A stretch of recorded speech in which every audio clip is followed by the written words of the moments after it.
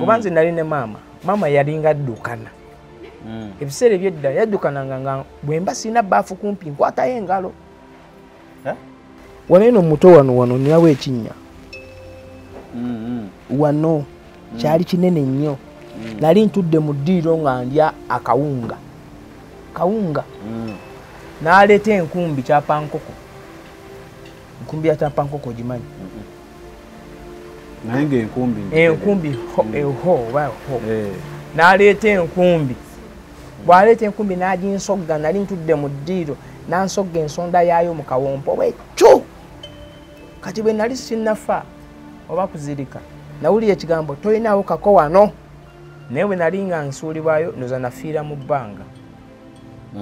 ne toyi yali ng'egenda ejjula popooli nga yaggumira kati nga nnaku kampola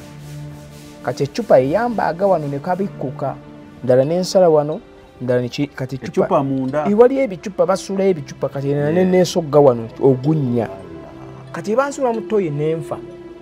jjukira kino ekinnya kyali kibisi gye nali nfiiridde eri kati ansudde mu toyi buli nvunyu eri mu toyi buli bisusu ebyavunda ebiri mu toyi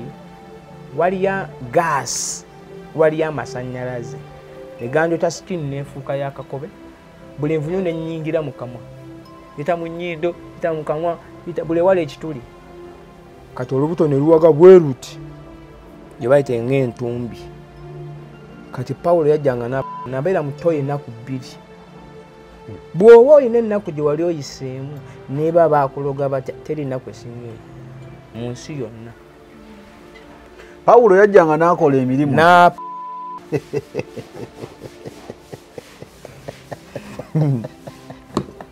era ng'omuwulira nali simuwulira naye gwosobola okuba mu nnaku 2 nga era yagendanga mu toyi ye.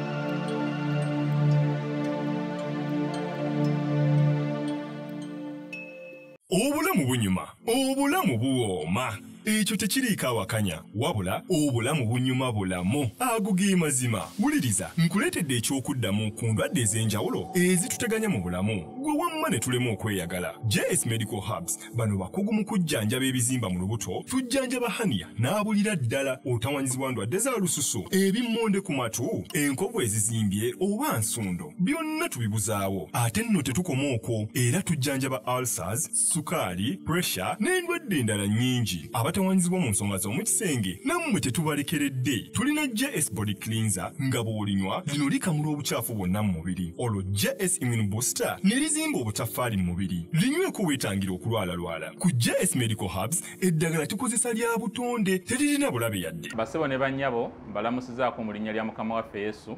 Yenze Musawo John Sewanyana wano ku JS Medical Hubs. Njagala okujjukiza ekintu kimu nti obulamu buli mu ngalo zo.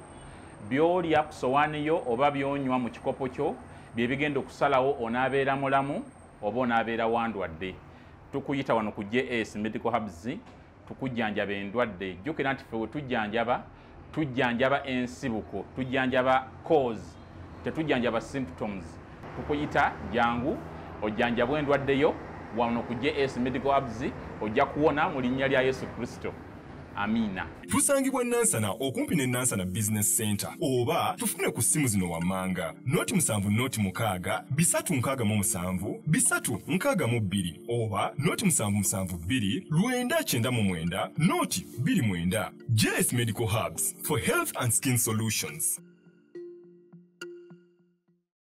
Ng'oyagala okumanya ebiriko tambula n'abaliko enzige ebuuka na nzige olaba n'abazungu baakiraba nti birds of the same feather kati nno nkuleetedde banywanyi bo mu nsonga zonna ezikwata ne tekinologiya. Yoshtech Services bw'ova ku bano ogenda kuwangatto. Yoshtech Services be baliko oyagala kukuzimbira website oba application olina ekyakubulako mu system ya kompyuta yo bano babinoonya ne babikomyawo oba kyewandiise data recovery tebakoma okwo. Yoshtech Services era bakuyamba okulaba ng'olina obukuumi ku bibanja bye ebya internet internet. Kiyite Cyber Security Services era nga bakanika ne computers. Bano nakugambye bannakinku mu technology era nawe ayagala okwebuuza ku kintu kyonna ekikwatagana ne teknologiya tukwaniriza. Oyagala cloud services, network services oba software development, naawe beekwate. Basangibwa Rubaga Road opposite Barbados Hotel okuliraana Trinity Christian Church. Bakubireko ku noti 7 519 715 oba noti 787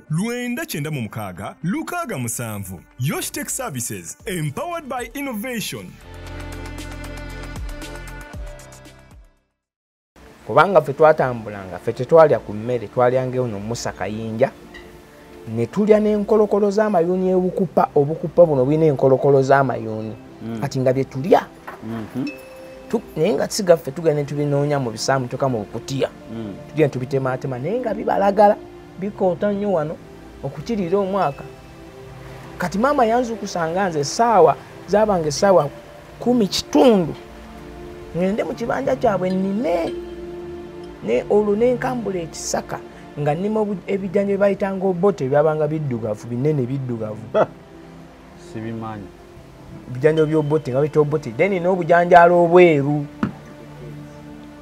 bujanjalo obweru nga bajja tuyimba kajanjala keru kawooma amagera ate obote awooma akatogo ne bwe ndiba nfudde mufumba amagera obuyimba babangawo. Kati ebijanjalo ebyo nga ensigo nze nsimba natambulanga nengenda w'omusajja bamuyita Kigozi twamutanga kojja Kigozi kuba bamamba bamafumbe kati nga nfuna napakasanga nenfuna akato k'amata yabanga bolaba akacupa kato k'amata nenteeka mu jjalala y'amazzi maama anyokyawo mata nenteekamu ekisefuliya nga mangi ate kato bakatanga akato k'amata. Olunaku lumu twafunayo akasente ne tufuna obugege obweru twabuyitanga buwune obugege obukalu babumanyi kakati obuwune obwo si ngege naye obuwuuta sibumanyi kati obuwune tuba tuli ekiro empagama n'enkwata obulago. Empagama kyeki? Empagama liba ggumba ne likulakira naye oba ogonzeemu ku lulimi kubanga nja kululeeta ne mu lulimi olwa bulijjo. Empagama lyeggumba okugira nga terikoze likinene lyekiika ojo empagama kati likola liti kati kubanga ffe twaliranga ku mwezi tetwalirako tube twalina mafuta omwezi ngerambo emmere etuuka ntituula mu lujja nze ne maama era batutanko kuba twabanga waggule naye waliwo komunako otudde n'akaanako kati tumba ndi ekiro eyo empagama neekola ki nenkwata neerumira bwe nti kyo nga likutte lyafumita eno n'eno nemuga egumba maama n'aluka nkuba ogukonde eno mu mugongo bo egumba abo baliveeyo egumba lyalema nangamba kwata ekiyuuni kye twalyanga enkolokolo togaaya teekayo mira ombundi sindike nalemerera okumira ekino n'okugaaya kisobola kita kugenda byalema n'alyoka agende w'omukazi amuta nzera omulala wakukyalo omukadde yali mukadde n'amuwa esseffuliya n'agamba genda oleete esseffuliya ate maama alina okuddayo eri ku lusozi aleete esseffuliya erimu ebyennyanja antikke ku mutwe bantikka kiro nno mutunula eno mutunuze eno eggumba likole ki eveemu naye eggumba lyalema nankamulizayo ebidde ebimyufu lyalema eggumba natuka esanga nga mpanda buwanu zino lyammalamu ennaku 3 mpandula buwanu zimisana kiro kati ennaku ezo 3 we lyakwata obunyama ne buvunda olwo maama atambudde omanye eddwaliro ly'enkozi bata nkozi hospital maama yatambula n'akabbo ku kyala asabirize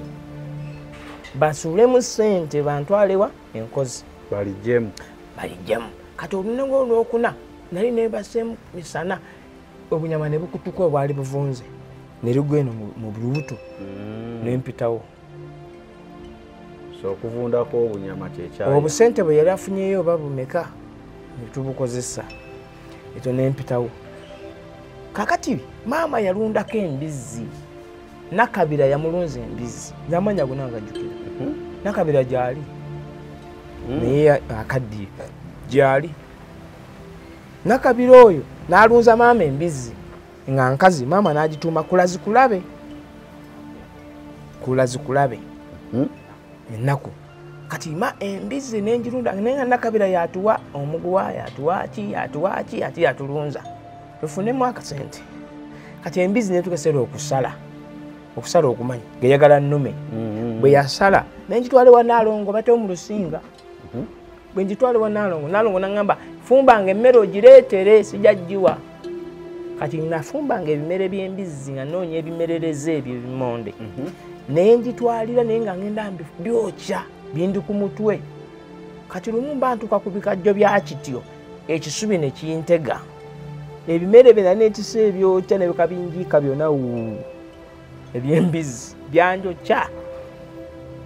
sadda saagenda nakomawo waka kuba nali njubuse awo ne mpitawo kati maama atuka ekiseera afa wajja Museveni oyo President Museveni abantu yabagamba nti bogo si malogo lindako awo wonna we muli ne maama okutambula okubumba kutuga maama kukogga yenna kulwala ng'omulabirira awo wonna nga mulowooza babaloga baali bagamba babaloga kati nga bagamba abaali bagenze bategeera emyaka gyali gisemberera aga abaloze kati nawe nga manyi baloga maama naawe nga nze nga maama bamuloka kuba maama yabikulanga bwati ng'olaba ng'ebyenda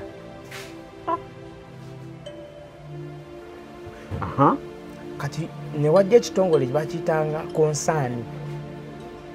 ne kikebera abantu ne bakebera abantu ku byalo abantu nga balina HIV kati bweri ne batako bwita mukenenya oba nkumuunye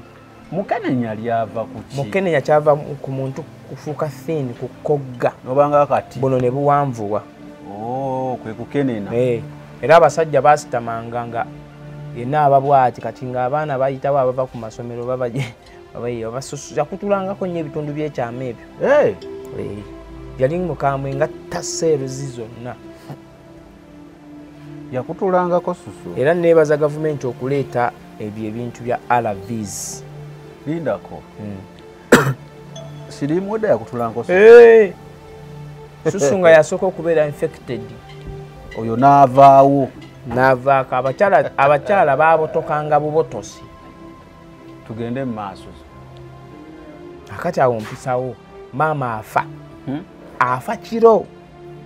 ekiro obulwadde butwala nnyo abantu ekiro omuntu musonyiwa abatali balokole abali kuno omuntu atali mulokole alina engeri gy'afaamu obubi kuba nze nali ne maama yalinga addukana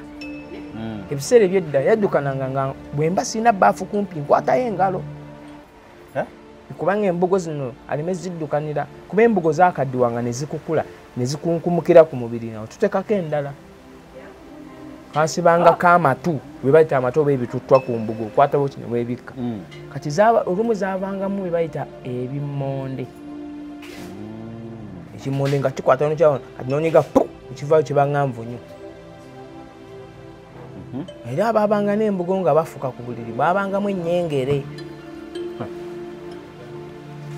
kati awo nvuddewo sidda munaku anji nyengere kyeki ennyengere byabanga sijjagamba nti biyenje ngaolaba cockroaches naye byabanga biruma bisiiwa gono bakiri wano ze ennyengere zajjanga lwa musulo kakati maama afa naye yafa mutegedde nti siriimu olwo waafiira nga tandise n'okunywa taso ezze basudde gye yayimba taso funa akalambe naye kati ngoba nti taso atandise obbagezza basudde agenda okiyima nti mututomeza tulowooza muli bulungi kumbe muli kuki taso kakati bagamba nti ono ali ku mpeke ti buli mwaka gwina ebyago taso yalinganga ARVs ng'oyagala okumanya ebiriko tambula n'abaliko enzige ebuuka na nzige olaba n'abazungu baakiraba nti birds of the same feather kati nno nkuleetedde banywanyi bo mu nsonga zonna ezikwata ne tekinologiya Yoshtech Services bw'ova ku bano ogenda kuwangatto Yoshtech Services be baliko oyagala kukuzimbira website oba application olina ekyakubulako mu system ya kompyuta yo bano babinoonya ne babikomyawo oba kyewandiise data recovery tebakoma okwo Yoshtech Services era bakuyamba okulaba ng'olina obukuumi ku bibanja bye ebya intaneti kiyite cyber security services era nga bakanika ne computers bano nakugambye bannakinku mu tekinologi era nawe ayagala okwebuuza ku kintu kyonna ekikwatagana ne tekinologiya tukwaniriza oyagala cloud services network services oba software development naawe beekwate basangibwa Rubaga Road opposite Barbados Hotel okuliraana Trinity Christian Church bakubireko ku noti 7 noti 5 519 715 oba noti 787 996 Lukaga Musanvu. Yoshtech Services, empowered by innovation. Kati lindako. Mama mulwadde. Then muzeeyi President Museveni. Ogamba ebiseera ebyazze yaliwo abagambye ante ebiseera byabagamba bannange lino siddogo muli bakibulwadde waliwo obulwadde obwajja waliwo obulwadde obwajja kati ekyo kitongole kijja concern bakiyita concern World Division ajja ninga concern yasooka babatwala abakebera bajja ne ku byalo kubanga abantu baali tebasobola batwala abantu bajjanga ne ku byalo okulaba kiki abebyobulamu lwaki abantu bakunkumuka ati baba kebera neba kati nze nagenda nga kugombolola era nga ntambula mailo ziringa nga olaba mwenda za ttaka nga nona taso mukutiya owa mama nenga netika nenga bwentuka ku line kumanya nedi bali bamanyi muve yakanaka ko munaku musoke mukawe ne ezidi mailo zinga kuzaye bigere kumutwe taso babo wanga dagala buunga babanga buunga babita taso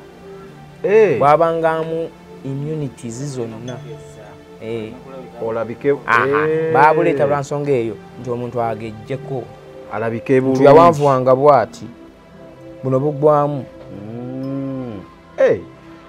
so taso tezaali nga ddagala si tablets bwabanga buwunga nakati babutunda mu kibuga naye babufucupudde si byobuli ng'obunywa n'olabika bulungi obusanga mu kikuubo taso oba taso no wadde oli mulwadde noonyirira kati ekyo kyekyabangawo by then kati olwo obuleeta naawe onywako nga fena tunywa fena twanywanga kati maama tukeseera afa naye wano mufa kwa maama kwantiisa kuba yenyaga nnyo kati maama bwe yenyaga nga embeera emutabuseeko ekiro mu matumbi kuba yafa kiro ate nga ndiwo bwomu naliwo bwomu kati maama bwafa namusika ne mujja ku kitanda ne musuula wansi bwe musuula wansi nendaba nga yasamye ayaddukanye kati ne musika ne musuula mu mutaala mu mwezi gwaffe gwe tulabiramu kakati nga ye alwanye nnyo kuba ndooza waliwo emyoyo giba gitwala omuntu oyo atyayo kati nenziruka ewoli nakabiri yatulunze embizzi ekiro ekyo ekiro mpita tuva wansi nakabiri ali wansi fe tukkirira waliwo musa kubanga maama wa nakabiri bamwetanga kisawuzi amalaalo gaabwe nga gali ogempitamu aga kisawuzi nentuuka kuki ku nakabiri nga maama addukanye maama yenyaze era mulese mu lujja nakabira ne bajja nendaziraaze ndaziraaze ali mukazi omuzinyi ku kyalo bano abazinyi ab'ebyalo ndaziraaze najja nga yaŋŋamba mbu muyite ssenga ndaziraaze ndaziraaze ajja ne nakabira bamusanga maama yafudde naye nga yakalambadde ne bafumba ekidomola ky'amazzi ne bakwata essaaniiko erifumba emmere ne bamugolola olaba nga ndaba namugoloza bisaaniiko yagenda okufa nga alina omuyiiro alina embidde ku kibanyi bageta muyiiro kati embidde ezo ze baasogola ne bazirira ku katogo mukuziika pulira maama yali mukatuliki bakatuliki abali kuno temunkwata bubi abakatuliki bajjanga waka nga maama bamusabira esala esiibula kusiigibwa kusiibulwa balina bebatuuka abala tokyalina lugendo kati esaala okusiibula okusiiga eba ya bayibayi bagiyita batya kusiigibwa kw'abalwadde kati bajjanga ne bamusiiga omulwadde ono ne bamuyiira ku tuzzi ne batulekerangawo ne kayeezu akabumbe era ne batulekerawo nga lwaki bamuyita yeezu olwo lulatini kale tugende mumaaso yeezu ne yesu y'omu naye luli lulatini yeezu kati besikizaganya bo bano aba yiisa oli si ono naye woono yeezu ne yesu ekibi kyabano bamuleeta mu kifaananyi nti kabumbe wuuyo kati bakaleetanga ne bakasa emitwetwe ne beeta n'akamaliya ne bakasa emitwetwe ne tubeera awo teri agamba nti wona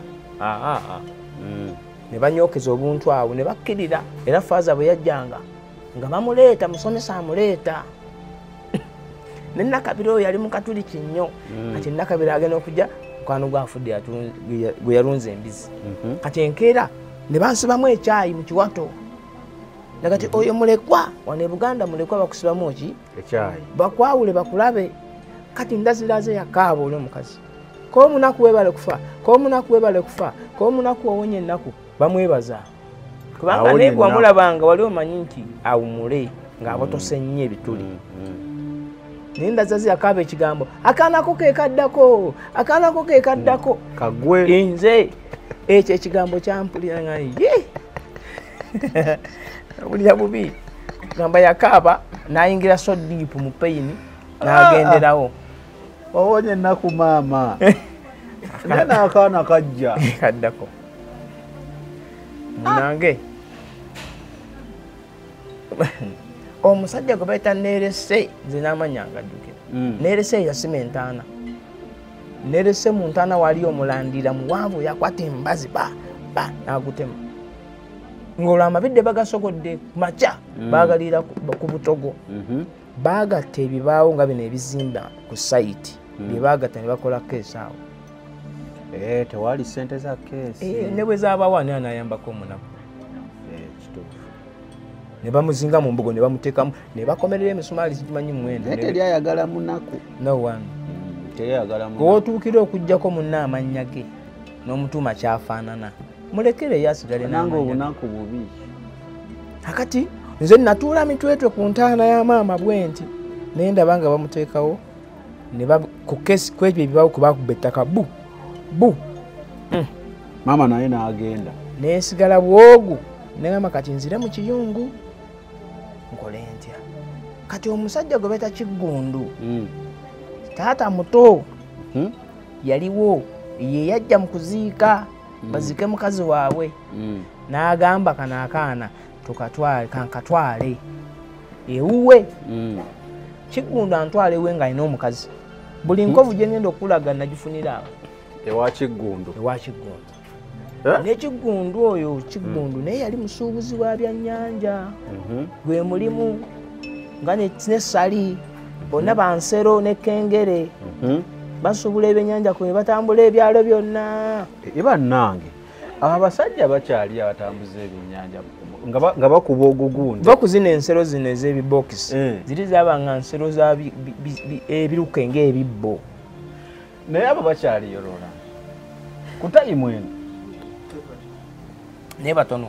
nza basanga mu Butambala munda bali mu byalo Butambala Gomba Masaka munda mbajjukira baaba kakati eyo gye nnali kakati bwe ntwalibwe wa Kiggundu akeera 11 n'akwata olusero lwe n'akkirira n'eggaali adda 7 gwa kiro ava ku mwenge naye nga yafunye akennyanja ke tunaleeta emisana kali mu mayembe kaavundidde omwo kuba eggaali yagipaakinze ku bbaala nkali muli akabuto kaleeno 7 mulya ayingirawo mujeeko enva omukulu yakeeranga mu makya agenda aleeta emmere enva asuubule bwannyuka aleeta enva tuli awo mu 7 omukulu nga yagendanga weyatundanga neziwaka n'ateeka mu mayembe n'akyama n'atuula adda mmeka mu banywanyi 7 tumbi naye ajja agwa n'eggaali n'olusero bubu paka kutuuka kuba yambukanga kisozi mujeeko enva kati omukazi we n'amugamba olese wano akaana kano akalwadde nze sigenda kukalabirira omukazi yalina abaana bameka 3 alina Nagawa alina Lukwago alina Ssali bonna mbakubuulidde kati nga bakulu nnyo nze ndi kato naye nga baganda bange maama yatandika okuntulugunya yali ali obugolo babunuusa wano naye nga bubatika eno mu ttama obugolo buba mu byayi nga baasibako akaayi kati ng'akutuma obugolo naye obugolo sibumanyi kati obugolo buleke oba otomanyi nga nina okulinnya olusozi ngende shortcut bwempita eri mukubo bayitayo Kyato nja kutuuka nca kati mpalampa lusozi kubanga enju yali ku lusozi eya Kigondo kati linda obugolo nga bwolaba kuba abavubuka bidagalalagala bano ababunuusa era omuntu bw'afa nga badde anuusa obugolo mu nnyindo butandika okukomawo ng'omulambo guli awo budda bwe banuusa oba mu kacupa kati ng'ogenda onoonya obugolo kati obugolo bwe butabaayo oyo omukyala ng'aŋŋamba tebuliiyo ng'ajja n'omukeeka ekintu kyonna kitukale kitwale mu nju oba otuuka bw'oti yali ayina ejjambiya n'akwata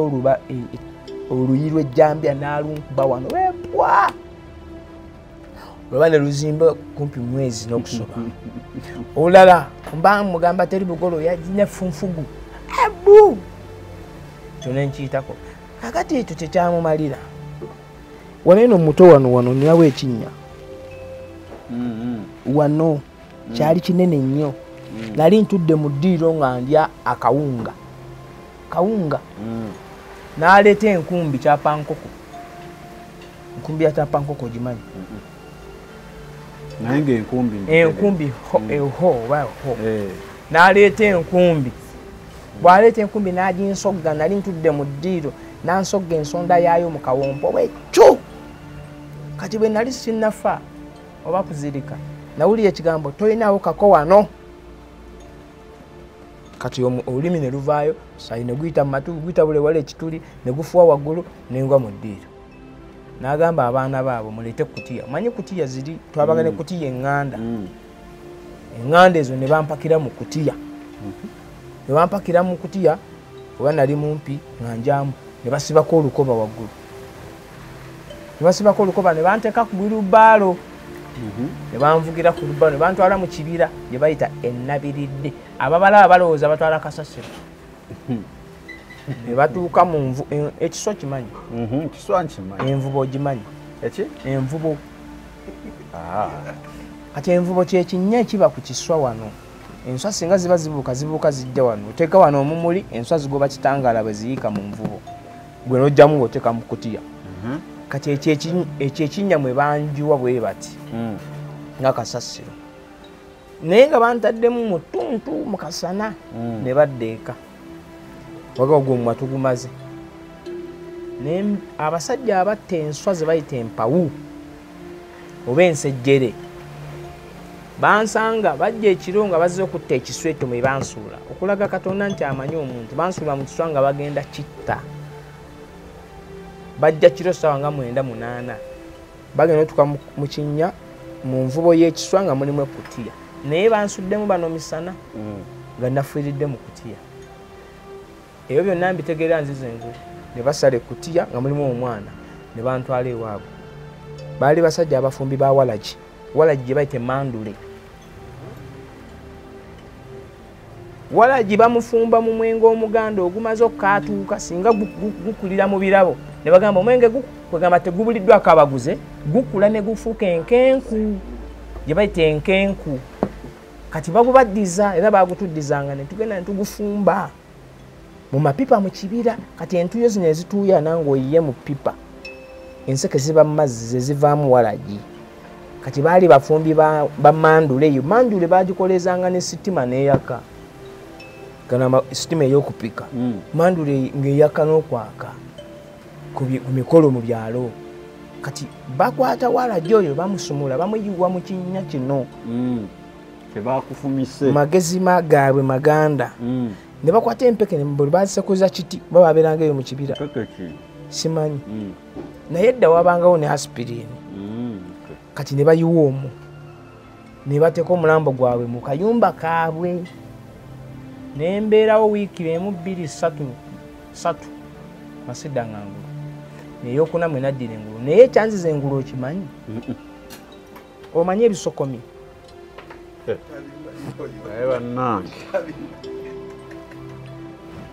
ebisokomi bibeera leero ontutte sipiidi oluganda lwo naye tugende ebisokomi bibeera mu nju za ssubi essubi enju z'essubi ozimanyi oba bwe zivunda munda mubaamu ebiringanga ebisaanyi ebisokomi oba musogolero we basogoledde omwenge musogolero wabeerawo ebisokomi kakati bino byebandiisanga babitanga amasiinya bibeera mu kibira bibeera mu buso omanye ebibo bivaako obuso n'emikeeka egyo gye batuulako kati ebibo ebyo bwe bigwa bivunda ne mujjamu amasiinya gaba gayeroyero nga wano naye nga kulaze foomu ya bisokomi oba ebisaanyi kati bagendanga ne bayimbazi ne babyasa ne baleeta ne bafumita ku bubina bwabyo ebisavu byabyo nga babikamuliza mukamwa buli lunaku ebyo bisaanyi mu byenda mubeeremu ekyejo nzira engulu nga mbadde ndya bisaanyi ebyo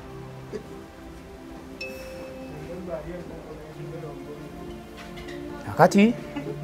ekyo ne kiggwa bwe nadda engulu nga soogera nali sisobola kwogera ng'olulimi lwatuula era nze no bwe njasama ennyo wakola ka oba bwe yantema eno weekanga ne baŋŋamba twakulonze mu kinnya ky'ekiswa ne banteerako ki olugero ne baŋŋamba ddayo gye wava naye ng'ekkubo ndimanyi kuba twanonangayo ensujju z'omu kyokero oba owulidde nentambula nenzirayo nkulayirira eno enkovu emu kati ntuuka ku eno ogiraba neeno ono waali wabikuka kakati omwana Lukwago nage bali basatu Lukwago kwekunda bwa mukulu wange aga mama tekaafa sound settlement eyo ne bangobera mu bikata kakwate tata simulaba nti yagenze mu byannyanja amaze wiiki 3 tamanyi gyendi kigundu tamanyi ebiri waka kakwate akera yitamu adda musanvu n'enguuli ku mutwe yagamba kakwate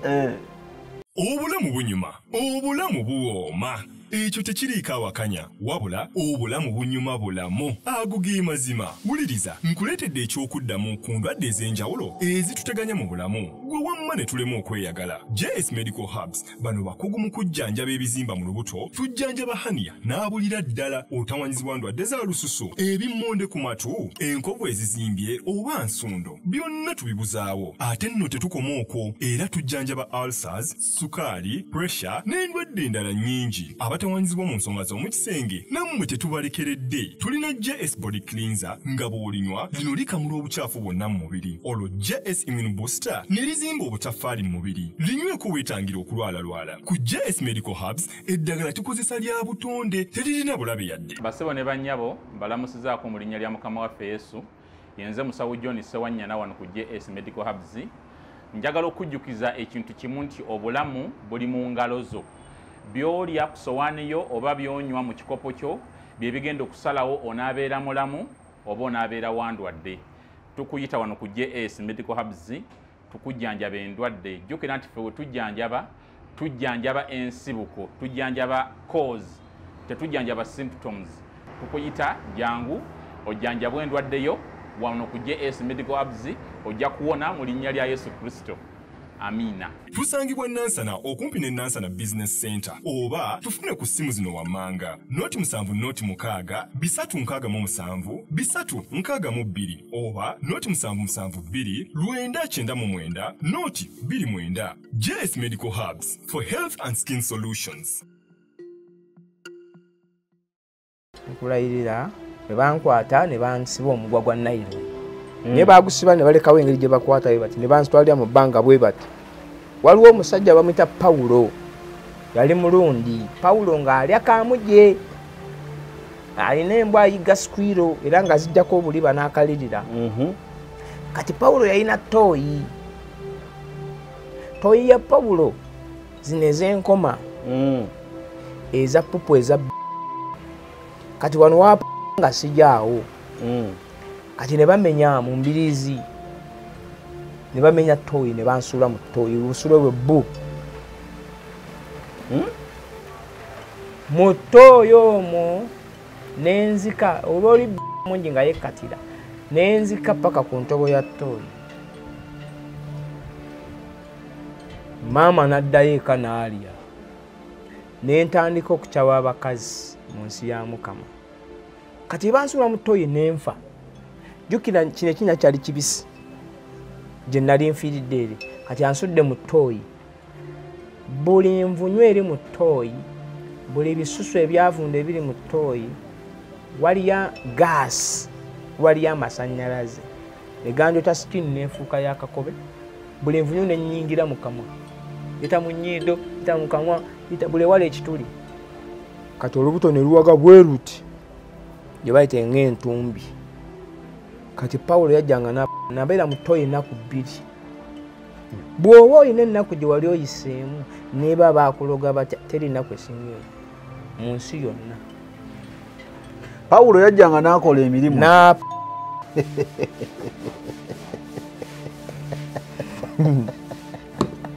Era ng'omuwulira. Nali simuwulira. Naye gwe osobola okuba mu nnaku 2 nga era yagendanga mu toyi.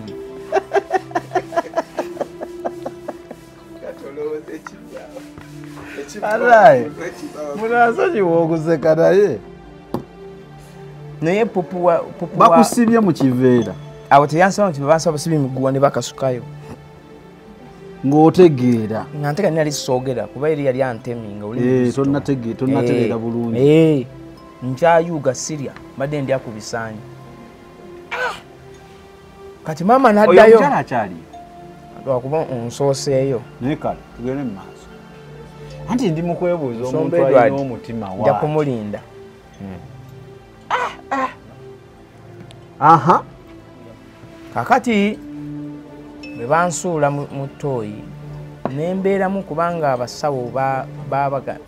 bamubuuza oli maama nga poliisi ebakutte ennaku 2. Kati bwe nabeera mu toyi n'enfa saddamu kumala kigenda mu maaso. Naye bwe nali nga nsuulibwayo ndoza nafiira mu bbanga. Ne toyi yali ng'egenda ejjula popu oli nga yaggumira kati nga nnaku kampola. Kati eccupa eyambaaga wano ne kabikkuka ndala n'ensala wano ndala kati eccupa munda. Iwali ebicupa basuulayo ebicupa kati n'esogga wano ogunnya. Wali gunene. Ebyo by'owulidde oba ebyogeddwa mu episode eno si birowoozo bya Unique Media nga channel awamu n'abagikulira wabula birowoozo by'abantu ssekinnoomu mu kiti kyabwe.